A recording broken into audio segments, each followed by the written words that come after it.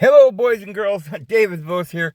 Well, I'm home from my trip to California to see my daughter, and the doggies were happy to see me, and we got some rest, and we got up in the morning, and I want to sit down here. I had some coffee and spent some time with the dogs and looked around, and things are just amazing, and I'm so happy because the Lord is putting so much on my mind.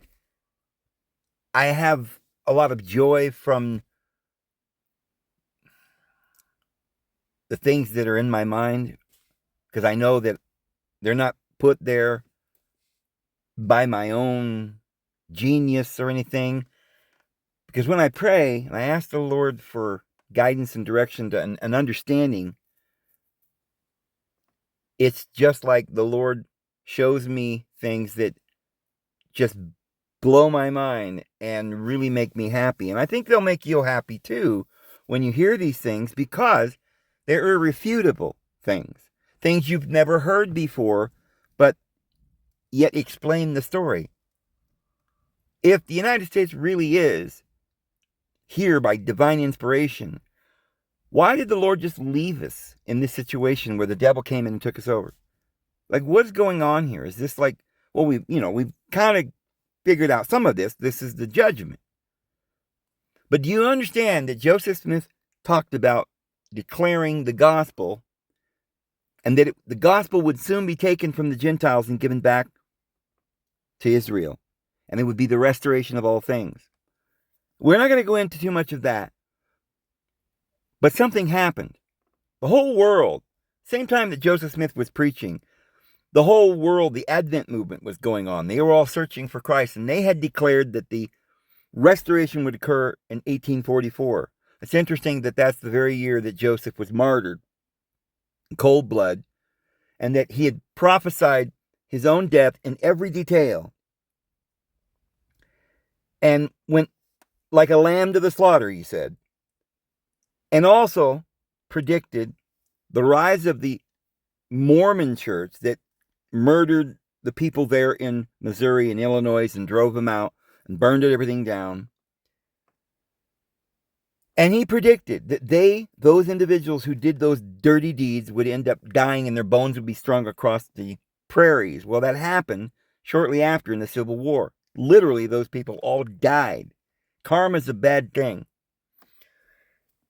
But what happened to all the people that were listening to Joseph? Well, they didn't follow Brigham Young. They stayed in the area.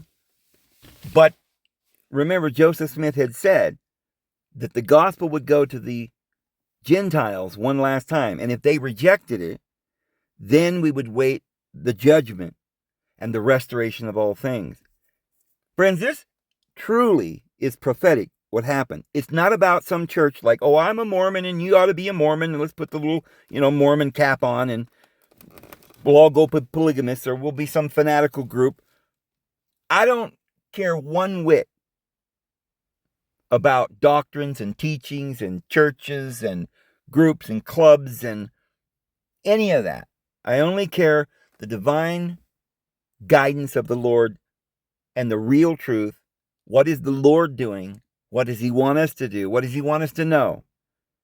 Friends, he wants you to know that there is liberty and freedom for all.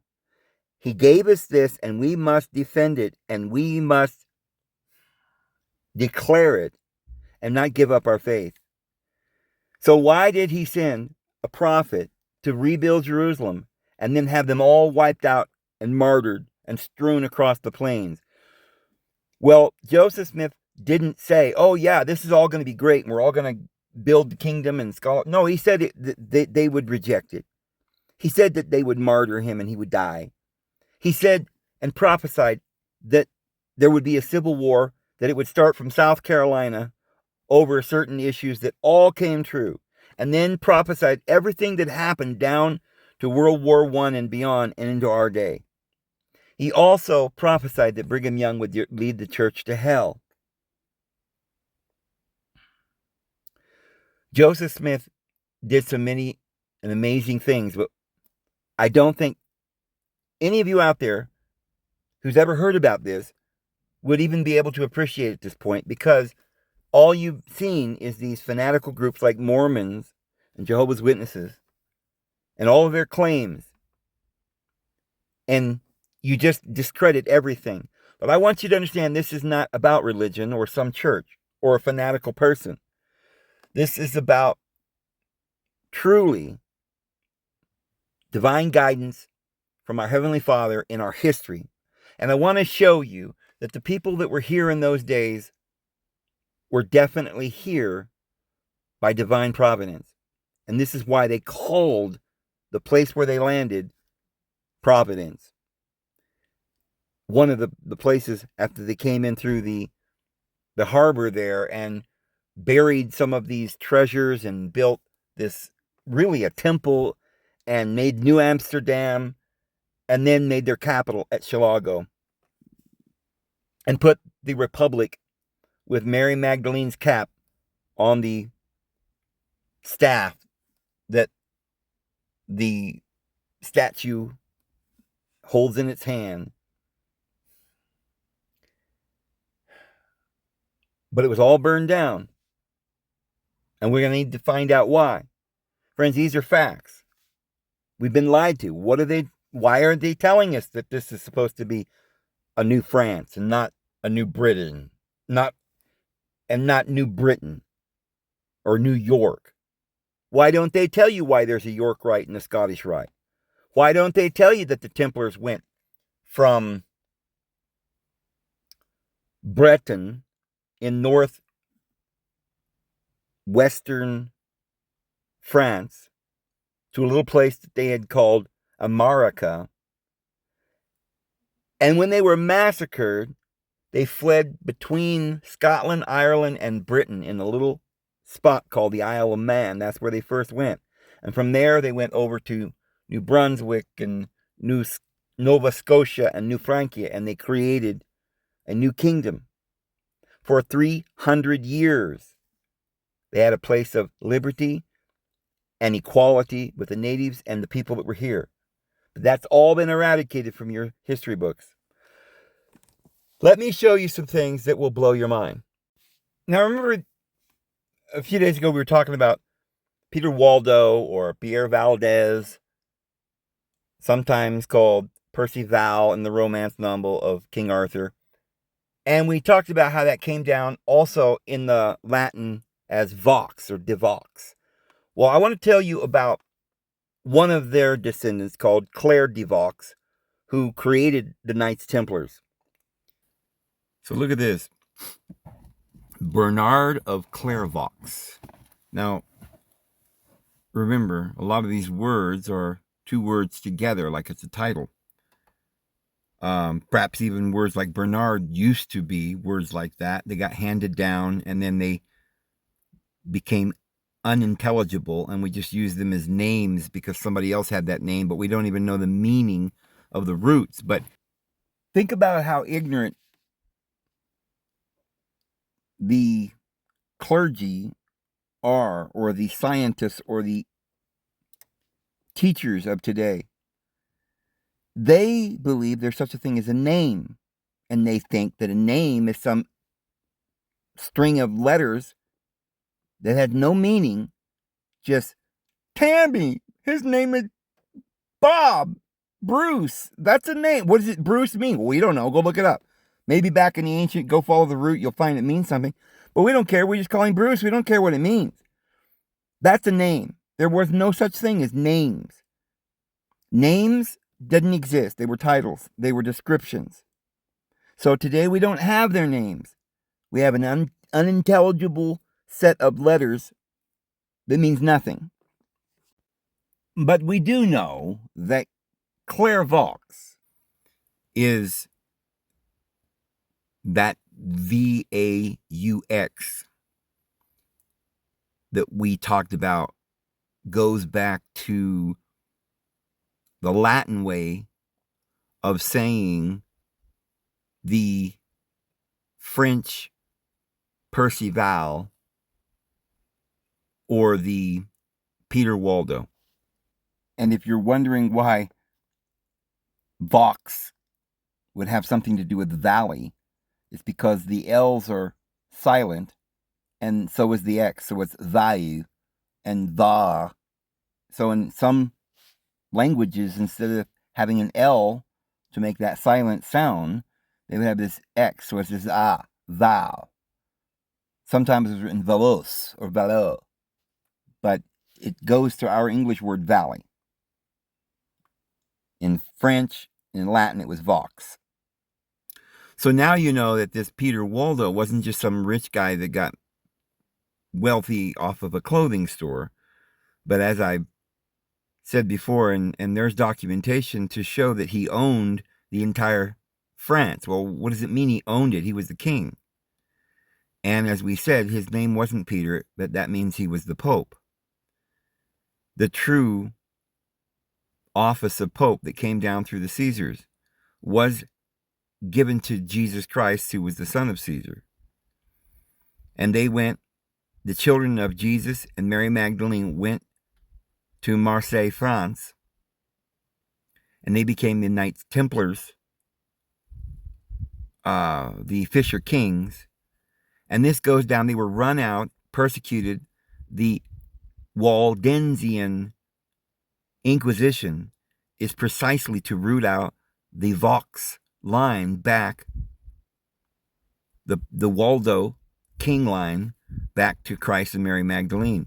So in that lineage, you have coming down to the year like 1200, 11 something, a Bernard of Clairvaux. And it says, Bernard of Clairvaux, venerated as Saint Bernard, was an abbot, mystic, co-founder of the Knights Templar, and a major leader in the reformation of the Benedictine order through the nascent Cistercian order. So he is the co-founder of the Knights Templar, this Vaux. But, so the Waldensians were perhaps the Gnostic Christians, or all the Christians that really were the majority of the people there. You know, they were the true Christians, following the true lineage of the line of Mary. And so many of them were living in the valley, and they were called the valley people. And then there were those who were up in the Alps, and they were called the Albigensias. And so they murdered the people in the valley and in the mountains. And there were two inquisitions there in France, the Albigensian Inquisition and the Waldensian. But it's odd because some have said that's what it means, is the valley, because we get our word valley from that. The question is, do we get the word valley from a man, or do we get the name of the man from the valley?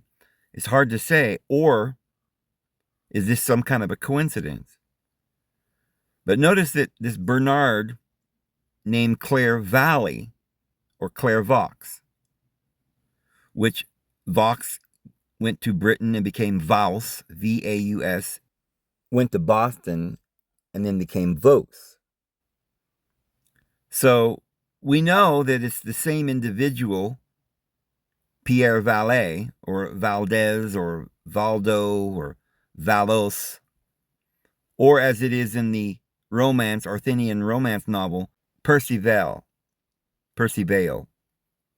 Again, over the veil, over the valley. It's the same word. It goes back to the word valley. It probably had something to do, again, with titles and not necessarily names. But it does seem that the title, the valley or the Vaux, though it had to do with probably the valley as opposed to the mountains, it may have to do with the fact that the Alps were, like almost like in Italy, basically, and up in there, and kind of the valley was kind of down in the Rhone, because Pierre Valdez, Peter Waldo, owned all of the cities and towns and the villages along the Rhone, starting at Marseille, going through Lyons and Montpellier and all the way up to Paris. So there was the other group that was in the mountains. Well, the Catholic Church kind of took over in that area. the Lombards, when they took them over, murdered them in this great Inquisition and took over the church.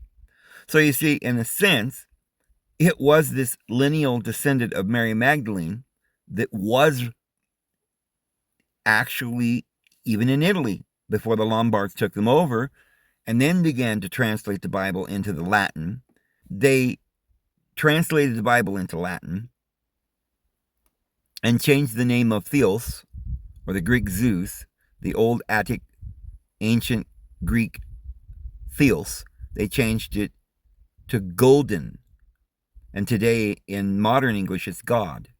Golden is the same as some of the other Germanic tribes when they call him Odin. Some of them call him Woden. But Odin is Odan. Dan was considered a deity, a Hercules, like the Greeks. And so that's where we get this Odin. And it's where, if it goes back further, the original meaning is Adonis, or Adonai, which is Yahweh. Now,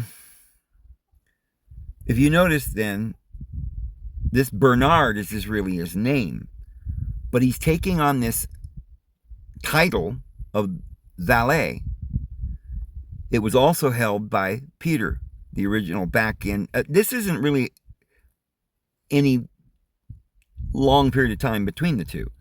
Peter Waldo was also in 1100 or somewhere around in there, and this guy came right after, so he may have been his direct descendant. So it seems that when they ran Peter Waldo out of France, they started the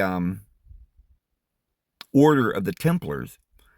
Now, maybe perhaps that's what the world believes, that they were starting it new, or what may be is that it had always been an order back through the Knights, back to Lazarus, the first, he was the first knight, the person who Jesus rose from the dead, Lazarus. And you've got the Knights of St. John, and all of these individuals trace their lineage back to John and Jesus Christ. This is real. For thousands of years, they've held these traditions. So Mary Magdalene, she's written in the rocks. The stories tell why they named the town Marseille. This is factual. There are scriptures detailing that they went there in a boat with the 72 that Jesus chose. And the children, Jesus' own son, he had a couple of daughters.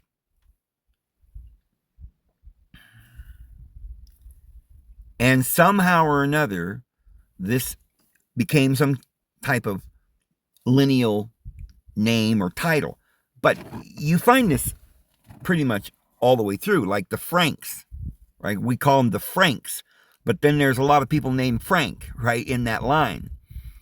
And then even the country French may, probably comes from the Francis of, there's another way of saying it, Francis.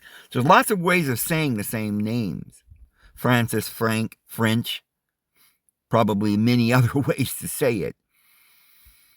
And then you've got the Merovingian line. You've got lots of different groups that we have heard. It's hard to keep them all separated because there was the Charlemagne line that tried to root out the Valais or the Vaux line. And I believe this is why in this year, 1115, on the 25th, this Clairvaux was a title. I think he was some figure like a pope or a leader of the church, the true Gnostic church. And it could even be his son, because these were royal bloodlines. Peter Waldo was probably Clairvaux's relative, let's put it that way. Which again is some kind of a title, was probably passed on to this man, and they went underground as the Templars. And from this point, we can trace it over. They went on a boat across the Atlantic and landed around New York, Nova Scotia, and created the new Franca to get away. They were, we hear about the Pilgrims fleeing persecution. What persecution? The Waldensian, Albigensian, and the Spanish Inquisition. Now, the Spanish Inquisition happened several hundred years later. So we get that with Columbus and all of that. But for hundreds of years before that, the French were here. And they owned all the way from Canada down to Mexico. United States was owned by France. And then when the York British landed, they sort of began a war. History since then has been written by the victors, at least the physical victors. The other side never left their mark or their imprint, their constitution, their values, their libraries. Once truth is out of the bag, it's hard to put it back. So enough was done by the inspiration of our Heavenly Father and by the guidance of Jesus Christ to bring these pilgrims over from that Inquisition, the first one there being in France, and starting a place where they could go and flee the persecution for hundreds of years until recently, of course. Now we're being entrapped by the computer, but, in policies and financial things like the banks. But it was very clever what the devil did to try and deceive us with violence and evil and pornography and wickedness and booze and drugs and greed. That was the only way they could win, and with a sword. They used the sword at first, but that sort of just, they would say, well, the more you killed, the more they'd breed. The blood fell like seed. And the heretics just got bigger. So they stopped using the sword as much, and they used malicious laws, kind of like they're doing today. They're creating the two Hegelian dialectic, the two sides, the deception, the two extremes, the financial purchasing of your soul, the manipulation of the children, the intimidation, and slowly offering and luring people to make the decision to be a sinner, and then being in that position where they're a sinner, they feel so much guilt, and they're weakened so deeply that they have no more soul. They can't fight back. They become willing slaves. They said, please let me sign that birth certificate and sign up for this, thing. When I die, you'll give me a couple of pence, right? Pennies. But my entire life I'll be a slave just so I can have this when I retire. This 2 bits and a dollar, right? That's it.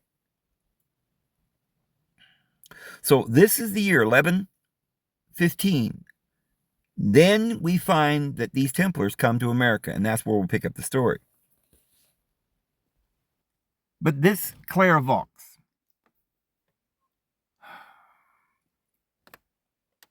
he created the Templars in around 1100 and, just a little bit after 1100. The Templars were massacred and driven completely out of France in 1307, I think it was, Friday the 13th. Well, it was at that very next year that we have these documents that prove conclusively, that have been recently found, that record the entire voyage of these Templars and how they came over and how they put these documents to preserve them. And they have been found and decoded. We have the marriage documented evidence that Mary Magdalene married Jesus Christ. Now, why would they be carrying with them these documentations? Of many other things, too, that were in these, like maps, to show that they had been coming over here. I mean, remember, Jesus's uncle, or whoever Joseph of Arimathea was to Jesus, but we've talked about how Jesus used to go with Joseph of Arimathea on the boat. He had 10 mines in Britain. He had 10 mines, and that's probably other copper and nickel or whatever I don't know what they were always mining, if it was just always 10, but I've heard a lot about the 10 mines. but they had mines in Peru and here in America. And they've been doing that since, the Ptolemies back before BC. They had these boats and they were coming to America. So the maps have been there for a long time. But what we find is in one of these documents that have been discovered or recovered, it's a map, and it shows this obelisk, one of these Egyptian obelisks there in Egypt, that they found in the top of the obelisk. It had a hollow box, and in there, for I guess thousands of years, were these documents, and there are maps. So why would Clairvaux and the Templars have a map showing where they got the maps? They even describe in this document that's been found here recently about the voyages of the Templars coming over to America. The documents themselves describe the maps, why they had the maps, and decodes. It's a mysterious coding, this whole language written in Theban, and it's about the lineage of Jesus and Mary Magdalene. And it's also about John the Baptist, who was revered by the Knights. Because as we've said, there's a lot more that Christianity doesn't know about John the Baptist. John the Baptist, you see these skull and bones. Well, it's a little eerie, but and modern organizations today may think this is all about evil and the devil and all that, and ha ha ha, and put skull and bones all over everything, like they're proud of that. But originally, that skull represented John the Baptist's head, because John had his head cut off. But they had, whoever these individuals are, and we know it's Clairvaux that came over and created the Templars, and we know who they were. But what were they doing? What was this knights? What were they doing? Protecting the Holy Grail. We know beyond a doubt. We had the entire history. They came to Marseille, which is Mary. The whole story. We've got biblical scriptures that explain everything that happened. And they were protecting her and her bloodline, or the descendants, the royal popes. They weren't so worried about kings and power and wealth. The wealth was for the people. You didn't want it to get into the hands. The wealth wasn't even just necessarily money. They didn't have money. It wasn't just gold. It may have been made out of gold, but it was precious works, writings,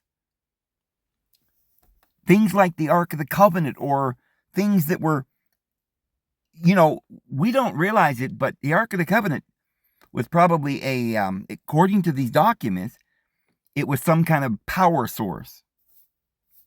Today we call it holy. Well, the word just means set apart, something special. Not a mundane or a normal thing. You don't mess around with it. You don't touch it. Might be uranium or something in there. I don't know. But it was able to produce enough power that if somebody touched it improperly, without the wooden, like an insulator poles stuck through the two holes, they had to carry it on poles. If they touched the ark itself, boom, you'd be dead. You often wonder, why would the Lord strike somebody dead for touching the Ark of the Covenant? The Lord probably didn't.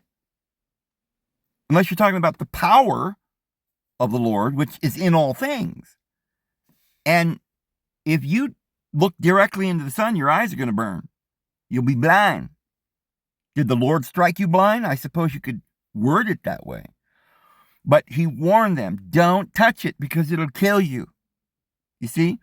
But after thousands of years of these stories, people, they didn't know what power or electricity was or any of that kind of thing. And they attributed it to the power of the divine. And indeed it is. So we lost the knowledge about astrology. We lost the knowledge of the world, of Peru, of Mexico, Enochic land, where Enoch dwelt. And the land Adam onde Amen, the land where Adam dwelt. here in the Midwest of America. But we know then that they were preserving the marriage document between Jesus and Mary, because this was a lineal proof that the bad guys, the Antichrist, don't have the right to reign. They don't have any legal right.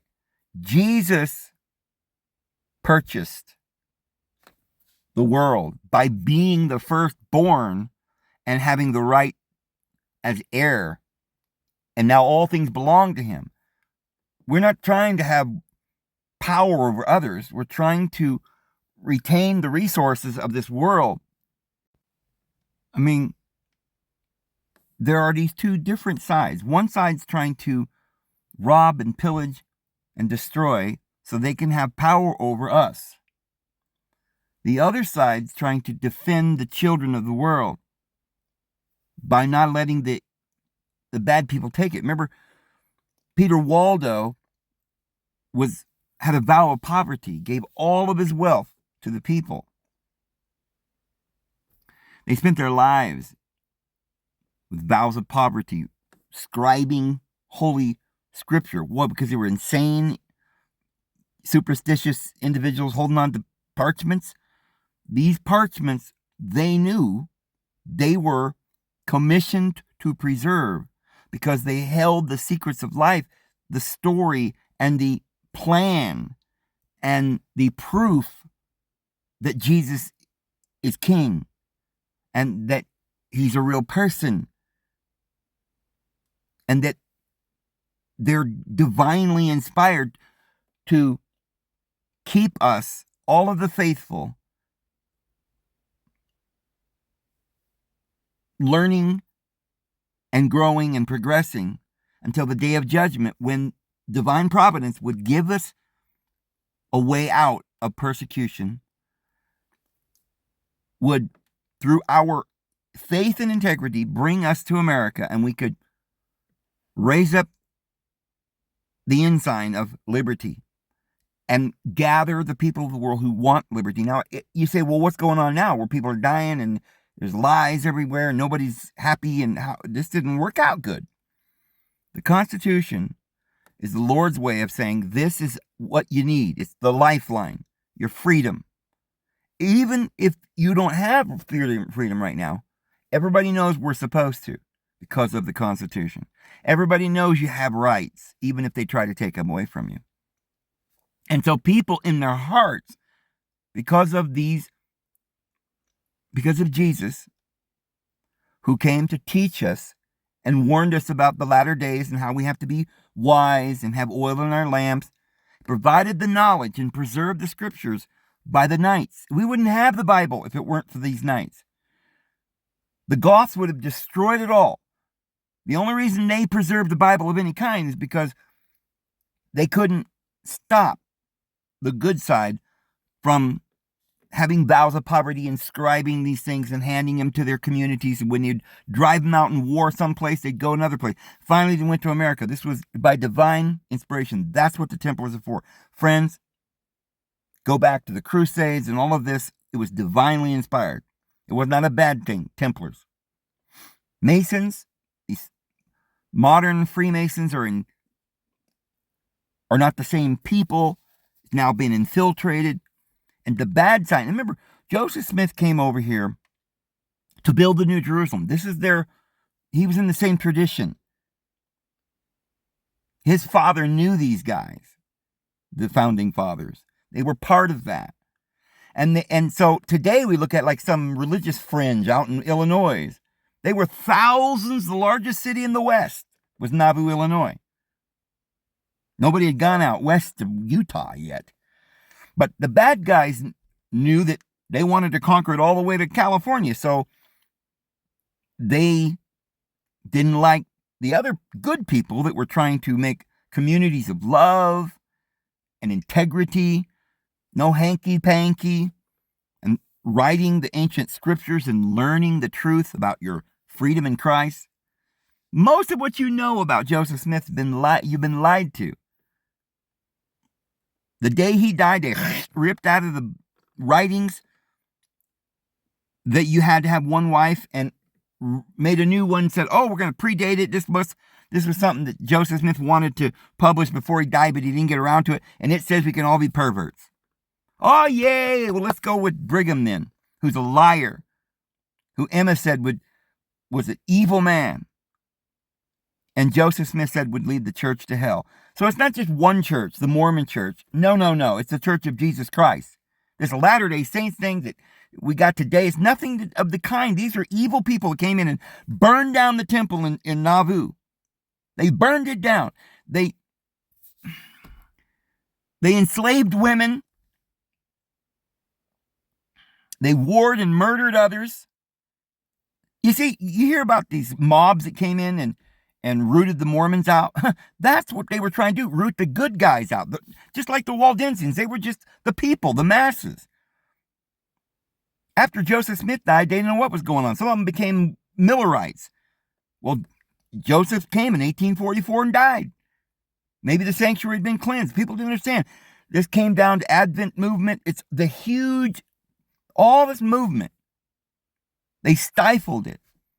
They made sure that no one would come along teaching righteousness, having any authority, having any gifts of the Spirit. And they forbade them. They burned out their buildings and raped their women and forced them to go to Salt Lake. And you may not know it, but any politics in California, Nevada, Idaho, Arizona, or any of these states out there, they're run in complete and entirely by the Mormon Church. I remember when I was young, the Mormons send in busloads of people to vote in every election, no matter how small, like a little town. I lived in Bonners Ferry. Just on the day that they would vote for the certain, district attorneys and all these things in the town or in that county, the day of the vote, you'd see the bus come in and they'd drop off all these Mormons and they'd go all vote for who they wanted to, and they rigged it all over. Remember Harry Reid, he was a Mormon. He ran Nevada. They're corrupt. They own Coca-Cola. They own the cigarette companies. They own all the powerful oil companies and all the evil, wicked Disney and the stuff. This is evil. This has always been the case. The bad guys trying to destroy liberty, burning down libraries and institutions. Magna Carta was the good guys' idea. And they kept making it better. They kept demanding that the peasants have rights. That's what they were doing. And they fled persecution, not just to save their own hide, but to establish a land of freedom. But they were divinely inspired. It was the Lord who told them where to go, because this is the land of Zion, where they will raise up the ensign. So we have documents, but the church doesn't want you to know we found these documents. We know that Clairvaux, the Templars, and who they are. Now it's all speculation. You got a book about Dan Brown. Some of what he says is true, but he doesn't understand. He's also on the dole of the Vatican, and it's like, controlled opposition. They just tell you a little bit because they know this stuff's going to come out, and they tell you in a way and get it in your psyche that you can know the truth and still not know it. Like, the Waldensians were all murdered in Inquisition. And then the other side was called the Catholics. And you think, well, that's the Christians. These other guys are heretics. That's how they tell you. They don't tell you that the Christians were the Cathars and the millions of people in France and Spain that were rooted out in the Inquisition, the Spanish Inquisition and the Waldensian. Well, that's the Waldensian Inquisition is the Inquisition of France. And the Albigensian is the Inquisition of Germany and Italy. All the people of Europe were murdered and ran out, and they went to America. And they knew that Peter Waldo, and they knew what the Templars were for. They knew what the knights were guarding, the Holy Textus Receptus. And I guarantee that the people that did the King James Version, that's the Goths. That's the other side, up there in the Bavaria, the Bavarian Illuminati. And they infiltrated for only one purpose. Not to bring this liberty where we can all have sex in the streets. Give me liberty or give me death. That's not what they came for. Because they really believe in what they're doing. And they're trying to free the world of all this tyranny. They're trying to give you this false liberty that you will go out and do horrible things to get you to turn away from the truth.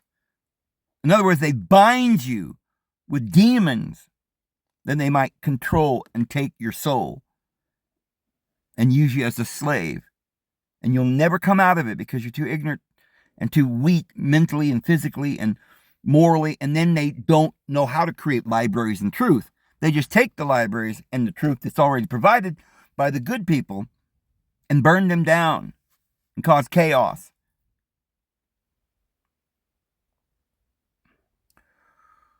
So, in one of the maps, it shows you where this obelisk came from in Egypt and how inside of it had these maps. Well, the maps are more detailed than we have today. And no, they're not flat earth maps. But they knew about America, and they knew about Antarctica, and they knew about everything. They had the whole world map. Why? Because these maps go back to Atlantis, and there's a special cross symbol, and it tells you about this cross, and it has 5 points on it. A fourth, just a regular cross, and it has 5 points, or dots. And this goes, there's a significance that the Templars know about. And this goes back to Enoch. This was the original Atlantean cross that goes back through the Fisher Kings. Why did they have this? Why did they have the information on the Ark of the Covenant? Why did they have the information on the documentation of Jesus Christ? Because they were preserving the documents to prove, just like, why would you preserve the scriptures? So that the world has the truth. The most precious things in all the world is the truth. So this is why when Alexander the Great went down and leveled Heliopolis, that they tried the best they could to preserve the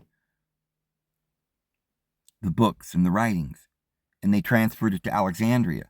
We don't know if they got it all. Some of it went to Constantinople. But when Napoleon Bonaparte came along, he raided the Vatican, took all of these documents and all these statues and all of these very important documents, not to destroy them. He went and copied it all, and then he gave it back. We're trying to preserve this information. Everybody wants this information. It's the truth about why we're here. There's a reason we're here. So Joseph Smith. What's Joseph Smith have to do with anything? Who was Joseph Smith? Why was he living in the time of the founding fathers? Just after that, his father was living in the exact area up around New York and Massachusetts, Vermont, and places up in that area. There's all these Cochranites that are running around, all these Masons. There's Methodists and Presbyterians and all of this kind of fervor going on. Was this just some family, random, that decided to get a vision? No, these individuals had been having visions. If you read the story of Joseph Smith's family, his mother and his father had visions. They were very spiritual people, but they refused to go to church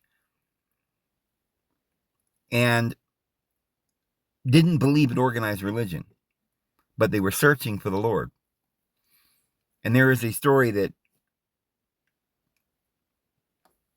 Joseph Smith's grandfather had said that he prophesied or had a vision that someone of his lineage would be raised up as a prophet. But this sounds like some kind of superstitious or ridiculous, crazy individuals like the spirit rappers or something. But it could also be true. It could also be a family who had these types of visions. Well, who would they be? What kind of people would they be? Well, they were very highly respected. Look at this information here. It says one reason for the presentation of brief sketches of Joseph Smith's ancestors is to show that before Joseph Smith received his heavenly manifestations, his ancestors in this country were all accepted in the best society. They were respected, honored, trust was placed in them. They held the respect of the best citizens. Who are the best citizens? You'll find out. In their communities, there was no evil spoken of them. Papers gave them honorable mention, lauded them when they died for their integrity. Oh, they died for their integrity? His ancestors? Loyalty to the country and faithfulness and trustworthiness in their several communities. When, however, Joseph Smith began to tell the world of his visions and of the coming forth of the Book of Mormon, calumny set in. He and his family, both his father's and his mother's side, suddenly became a degraded, lazy, shiftless set of people. They immediately lost the respect of their former friends. Falsehoods followed each other in rapid order. Lying tongues sought everywhere or every means in their power to stop the work of the Lord, started by Joseph Smith as his instrument. All of this, the angel Moroni promised him would follow. Asael fought in the American Revolutionary Army. Who's Asael? That's Joseph Smith's grandfather. Joseph Smith Jr., the prophet, his grandfather. He fought in the American Revolutionary Army, an outspoken critic of sectarian religions of his day. He declined to join any church, but hopefully awaited a restoration of the gospel in its pristine purity. Asael Smith was not the only American revolutionist who felt conviction that the true church would one day be restored to the earth. In 1820, the year Asael's grandson, Joseph, the prophet, received the first vision, Thomas Jefferson, author of the American Declaration of Independence and third president of the United States, in denouncing the sectarian priests, declared, "The genuine and simple religion of Jesus will one day be restored." Okay, you guys who say that the founding fathers didn't believe in Jesus. Well, one of the most important founding fathers is Thomas Jefferson. And he says that a genuine and simple religion of Jesus will one day be restored, such as it was preached and practiced by himself, by Jesus Christ. Very soon after his death, it became muffled up in mysteries and has been ever since kept in concealment from the vulgar eye. Why did Thomas Jefferson say that? Was all these individuals just some fanatical crazies living over there in New England and New York? Were they all crazy people? Asael Smith's father, Samuel Smith Jr., 1714 to 1785, was not only a soldier, though briefly, in the American Revolutionary Army, but according to family tradition, he was the chairman of the Committee of Freedom Fighters responsible for the so-called Boston Tea Party, which precipitated outbreaks of the War for Independence. Samuel Adams is generally credited with this leadership in that famous act of defiance. Smith also served as a delegate to the Provincial Congress at Concord. Now, friends, remember that Provincial Congress was the original Congress where they made the original document or Constitution for America. This is where we got our real Bill of Rights. In 1774, just a year before the signing of the Declaration of Independence. Thus, he must rightly be regarded as one of the founding fathers of the nation, though in a lesser role than some of the better-known leaders of the Revolution. So, this grandfather of Joseph Smith was one of the founding fathers because he was chairman of the Committee of Freedom Fighters responsible for the Boston Tea Party. You see, people that are chairman of something like that, this is an organized thing. This was one group of individuals fighting another group. Who were they fighting? They were fighting the British. And so, what side were they on? Well, if you read, I've read some bits and pieces of all of this history. And it appears that the French were there fighting for their independence. And that was all considered France at that time. And they served in the French army. And they didn't like the British. Who were these individuals? They were the founding fathers. That's why we got a French Statue of Liberty. And that's why James Madison, Thomas Jefferson, these individuals built places like Monticello and Montpellier there in French. That's why they named, or was going to name, New York after a French city. So this Smith is one of the founding fathers. Now, Azael Smith, Joseph Smith Sr.'s father, might be considered the first generation Mormon, although he did not actually join the church, having died, and let's not call them Mormons, they weren't called that, they were called the Church of Christ. Joseph Smith had nothing to do with the Church of Jesus Christ of Latter-day Saints. All of the doctrines and all of these cathedrals and temple ceremonies and all of this nonsense and polygamy was started when they murdered Joseph Smith and took over the church.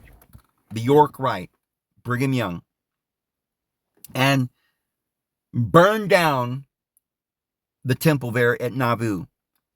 Forced him out of, he was in cahoots with the governor of Missouri and forced him out. And probably is responsible for the burning down of Chicago, the original capital of this French government. So this was a big cover-up. And Joseph Smith wasn't just some guy, that thousands of people. Why did they have all these people in England evangelizing over there? And they were bringing back thousands of people to come see the great prophet in America. Who were these people they were bringing? They were bringing the original Templars who were disillusioned by the Illuminati and how they were massacring and taking them over. And they were all fleeing to America to create the New Jerusalem.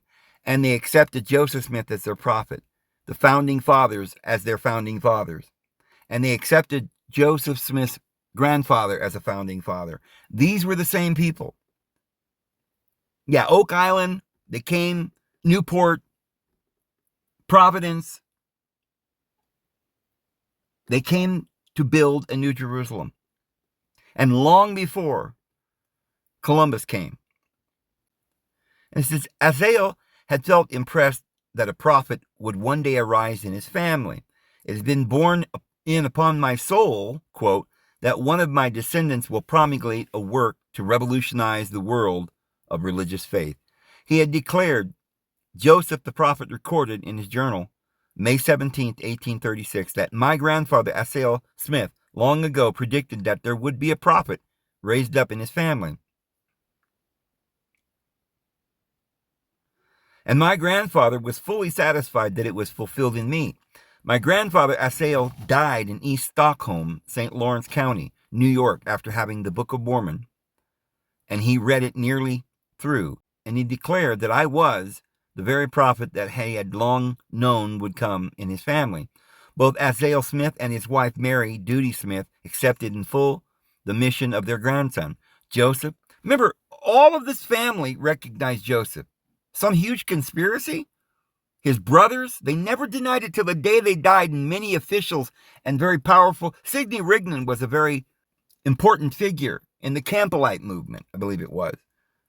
There were big stories that we could talk about. I don't know if we'll get to all of them. But if you really know what was going on, there wasn't that many people over there in those days.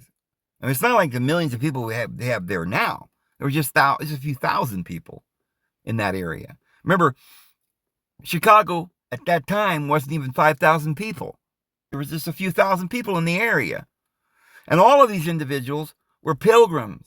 And they all believed in Joseph Smith the prophet. But we're not being told this. They came here to build the New Jerusalem. That's why Joseph Smith did what he did. I don't have too much time here in this small video, and I don't want to make this a whole historical documentary on Joseph Smith and his family. But I want you to understand that Joseph Smith wasn't some crackpot that came up. And for some strange reason, the entire world came out to meet him. And within just a year or two, he went out to Illinois and built the largest city in the western part of the United States and was running for president and would have won the presidency of the United States. Why? Because everybody knew his character and who he was. He was one of the founding fathers' children who was being raised up. His father was a prophet as him, a master mason of the lineal descendants of the Templars back to Mary Magdalene and Lazarus and Jesus Christ. So anyway, guys, I'm going to leave it there because we're almost an hour now. It's getting dark here. I'm going to try to get this loaded up to YouTube. And I hope you guys have a wonderful evening. Get some rest because we're going to be doing some amazing videos with some amazing information that we would probably need to know.